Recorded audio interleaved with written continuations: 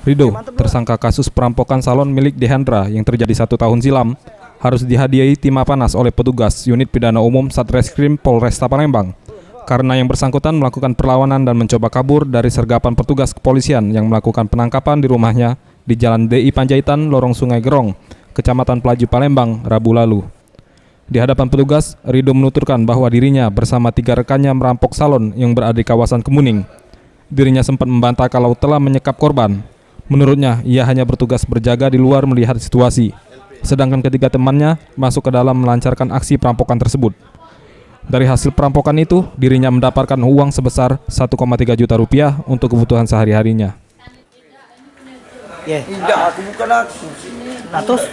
Ya, terus kau bagian apanya? Aku ngerewang juga.